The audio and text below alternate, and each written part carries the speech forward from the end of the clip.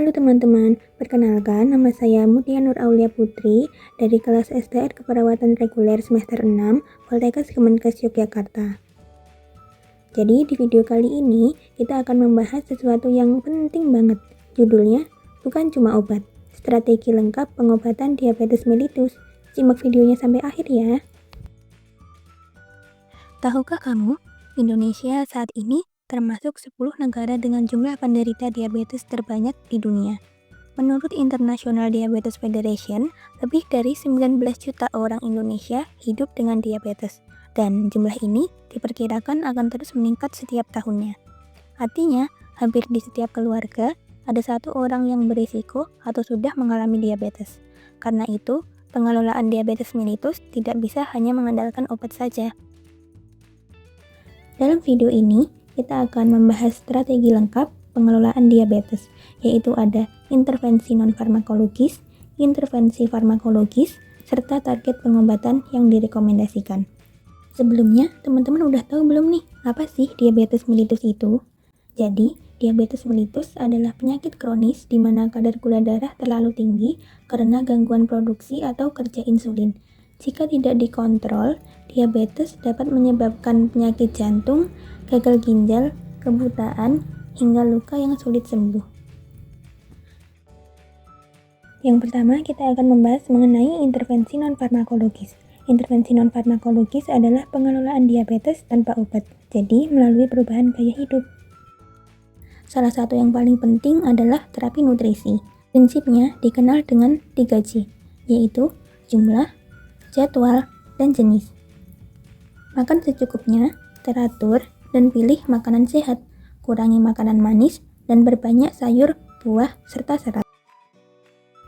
Secara umum, kebutuhan energi harian terdiri dari 45-60% karbohidrat, 10-20% protein, dan 20-35% lemak sehat. Yang kedua adalah aktivitas fisik. Olahraga membantu insulin bekerja lebih efektif. Cukup lakukan aktivitas fisik selama 30 menit per hari sebanyak 3 hingga 5 kali dalam seminggu. Contohnya seperti jalan cepat, bersepeda, atau senam diabetik. Yang ketiga adalah edukasi dan manajemen diri. Pasien perlu belajar memeriksa gula darah, minum obat teratur, mengenali tanda gula darah tinggi dan gula darah rendah, serta merawat kaki agar tidak terjadi luka. Nah, yang terakhir ini gak kalah pentingnya dengan yang lain, yaitu manajemen stres dan menjaga berat badan. Menurunkan berat badan 5-10% sudah sangat membantu menurunkan gula darah. Stres juga harus dikontrol, karena stres bisa menaikkan gula darah. Setelah melakukan perubahan gaya hidup secara konsisten, pada beberapa kondisi tetap diperlukan pengobatan medis untuk membantu mengontrol kadar gula darah secara optimal. Selanjutnya, kita akan membahas intervensi farmakologis. Lalu, apa sih yang dimaksud dengan intervensi farmakologis? Jadi, intervensi farmakologis adalah penata laksanaan penyakit dengan menggunakan obat-obatan yang diresepkan oleh tenaga kesehatan. Pada penderita diabetes, intervensi farmakologis terbagi menjadi dua, yaitu menggunakan obat-obatan dan insulin. Kita akan membahas obat-obatan diabetes terlebih dahulu. Beberapa jenis obat yang sering digunakan ada metformin, thiazolidinediones, sulfonylureas seperti glibenclamide, glimepirid, dan gliquidone. Ada acarbose, DPP-4 inhibitors seperti sitagliptin, vildagliptin, linagliptin, dan sacagliptin. Serta ada SGLT2 inhibitors seperti dapagliflozin dan canagliflozin. Selanjutnya, kita akan membahas apa itu insulin. Insulin adalah hormon yang berperan penting dalam mengatur kadar gula darah. Fungsinya adalah membantu memasukkan glukosa dari dalam darah ke dalam sel-sel tubuh untuk digunakan sebagai sumber energi. Jika insulin tidak cukup jumlahnya atau tidak bekerja secara optimal, maka kadar gula darah akan meningkat. Berdasarkan waktu kerjanya, insulin dibagi menjadi 4 jenis, yaitu yang pertama ada insulin kerja panjang atau long acting, yang kedua insulin kerja menengah atau intermediate acting, ketiga insulin kerja lambat atau short acting, dan yang keempat ada insulin kerja cepat atau rapid acting. Kita akan bahas satu persatu. Yang pertama ada insulin kerja panjang atau long acting. Insulin ini bekerja perlahan dan stabil untuk menjaga gula darah sepanjang hari dan sepanjang malam. Insulin jenis ini cocok untuk orang yang sibuk dan tidak mau sering suntik, cocok untuk lansia, pasien yang sering berpuasa, dan pasien yang gula darahnya sering naik saat malam.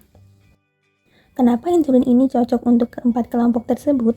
Karena cukup digunakan 1 kali sehari, bekerja secara stabil sepanjang hari, dan tidak memiliki puncak kerja. Dengan demikian, risiko terjadinya hipoglikemia atau turunnya kadar gula darah di bawah nilai normal menjadi lebih kecil. Untuk contoh insulinnya ada Glargine, Detamir, dan Degludec. Yang kedua ada insulin kerja menengah atau intermediate acting. Insulin ini bekerja lebih lambat dan biasanya digunakan 1 hingga 2 kali sehari. Efek maksimalnya muncul 4 hingga 8 jam setelah suntikan dan bertahan sekitar 8 hingga 12 jam. Insulin jenis ini cocok untuk anak atau remaja dengan jadwal hidup teratur, pasien yang bisa disiplin jam makan, serta pasien dengan keterbatasan biaya, karena biasanya insulin jenis ini lebih murah. Kenapa insulin ini cocok untuk 3 kelompok tersebut? Karena insulin ini memiliki puncak kerja, sehingga pengguna harus lebih berhati-hati, terutama jika terlambat makan. Jika tidak, bisa terjadi hipoglikemia. Untuk contoh insulin jenis ini ada Humulin N dan Novolin N. Yang ketiga ada insulin kerja lambat atau short acting. Digunakan untuk menjaga kadar insulin dasar dalam tubuh secara konstan. Efeknya bisa bertahan hingga 20-24 jam. Berfungsi seperti insulin alami yang dilepas tubuh saat tidak makan. Insulin jenis ini cocok untuk orang yang sibuk, karena cukup 1 kali suntik sehari, tidak perlu sering ingat jadwal. Yang kedua, cocok untuk lansia, karena kerjanya stabil dan risiko hipoglikemia lebih rendah. Yang ketiga, cocok untuk orang yang sering berpuasa, misalnya puasa Ramadan atau sering telat makan, karena insulin tetap bekerja tanpa puncak tajam. Dan yang keempat, cocok untuk pasien dengan gula darah tinggi saat di pagi hari, karena insulin ini mampu membantu menstabilkan gula darah sepanjang malam. Untuk contoh insulin jenis ini ada Humulin R dan Novolin R. Yang keempat ada insulin kerja cepat atau rapid acting. Insulin jenis ini bekerja sangat cepat dan digunakan sebelum makan, mulai bekerja dalam 10 hingga 15 menit dan cocok untuk mengontrol lonjakan gula darah setelah makan. Insulin jenis ini cocok untuk pasien dengan pola makan yang tidak teratur, pasien yang sering makan di luar, dan cocok untuk kondisi sakit atau gula darah sangat tinggi. Kenapa insulin ini cocok untuk ketiga kelompok tersebut? Karena bisa disuntikan tepat sebelum makan, lebih fleksibel, dan bekerja cepat dalam menurunkan kadar gula darah setelah makan. Contoh insulinnya ada Humalog, Apidra, dan Novolog. Pemilihan obat dan insulin harus tetap disesuaikan dengan kondisi masing-masing pasien, seperti usia, jenis diabetes, tingkat keparahan penyakit, pola hidup, serta adanya penyakit penyerta. Meskipun teman-teman sudah mengetahui contoh obat dan jenis insulin yang telah dijelaskan, penggunaannya tidak boleh sembarangan. Setiap pasien memiliki kebutuhan yang berbeda, sehingga terapi harus berdasarkan resep serta pengawasan dokter dan tenaga kesehatan. Selanjutnya, kita akan membahas target pengobatan diabetes. Target ini digunakan untuk menilai apakah kadar gula darah sudah terkontrol dengan baik atau belum. Yang pertama adalah pemeriksaan GDS atau gula darah sewaktu. Nilai normal adalah kurang dari atau sama dengan 140 mg per desiliter. Nilai 141 sampai 199 termasuk prediabetes, sedangkan nilai 200 mg per desiliter atau lebih menunjukkan diabetes. Yang kedua, pemeriksaan GDP atau gula darah puasa. Nilai normalnya berada pada kisaran 80 sampai 109 mg per desiliter. Nilai 110 sampai 125 termasuk prediabetes dan nilai 126 mg per desiliter atau lebih termasuk diabetes. Yang ketiga, ada gula darah 2 jam setelah makan. Nilai normalnya adalah 80 sampai 144 mg per desiliter. Nilai 145 sampai 199 termasuk prediabetes dan nilai 200 mg per desiliter atau lebih menunjukkan diabetes.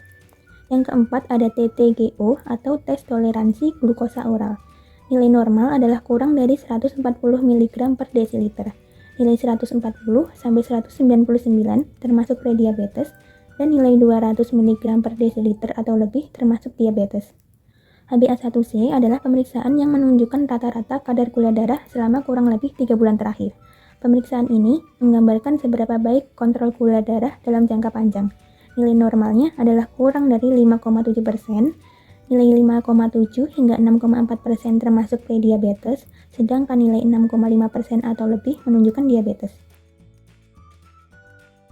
Pasti teman-teman masih bingung ya, sebenarnya bagaimana sih cara melakukan TTGU? Jadi, TTGU atau tes toleransi glukosa oral adalah pemeriksaan untuk melihat seberapa baik tubuh mengolah gula. Yang pertama, pasien diminta untuk berpuasa selama kurang lebih 8 jam.